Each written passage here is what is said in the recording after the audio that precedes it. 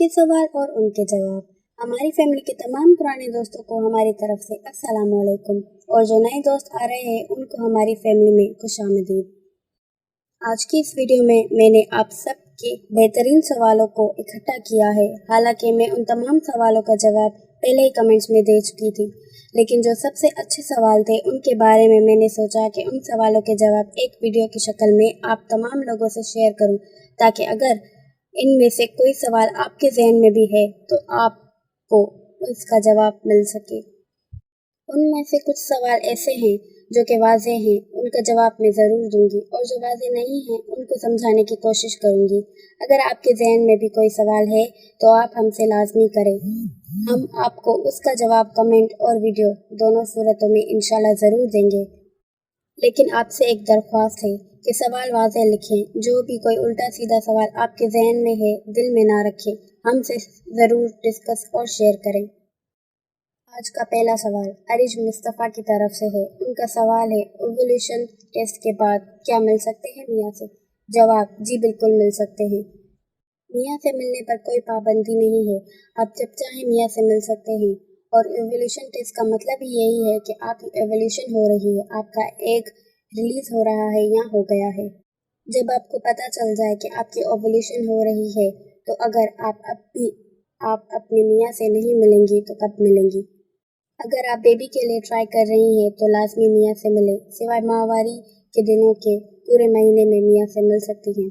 दूसरा सवाल फातिमा रिंद की तरफ से है। उनका सवाल है, मुझे पीरियड्स के फ़ौरन बाद वाइट पानी डिस्चार्ज होता है। फातिमा, आपका सवाल वाज़ेह नहीं है। आपने ये तो लिखा है कि आपको पीरियड्स के बाद सफ़ेद पानी आता है। कब आता है? जब पीरियड्स रुक जाते हैं, यानी खून की तरह आता है, या पानी खारिज होता रहता है, या उस वक्त आता है जब आप अपनी मियाँ से मिलती हैं।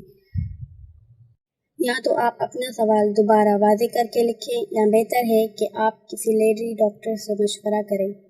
तीसरा सवाल अनम इंजा की तरफ से है कि मुझे डिस्चार्ज होता है ओवुलेशन के वक्त और ब्राउन होता है, हल्का सा दर्द भी होता है, लेकिन फिर भी मैं हामला नहीं हो पा रही।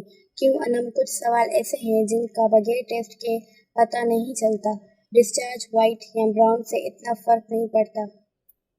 डिस्चार्ज का कलर और मिकदार पूरे महीने में कम ज़्यादा गाढ़ा पतला होता रहता है, लेकिन दर्द क्यों होता है और हमल क्यों नहीं ठहर रहा? इसलिए आपको किसी अच्छी लेडी डॉक्टर से एक मरतबा ज़रूर मिलें और मशवरा करें। चौथा सवाल चौधरी बेगम की तरफ से है। ये एक फ़ीमेल है। उनका सवाल ये है कि हम मियाँ से मिलने के बाद लेग अप रखें, लेकिन फिर भी पानी बाहर आ जाता है। जवाब, लेग अप रखने का मकसद है कि अगर मियाँ का पानी ज़्यादा पतला है तो बजाय फ़ौरन बाहर आने के कुछ देर के लिए अंदर रुका रहे।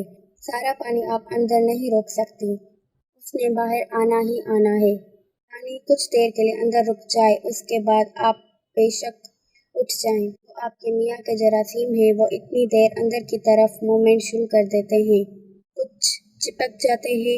असल मकसद वो जरासीम हैं जो अंदर तक पहुँच गए हैं।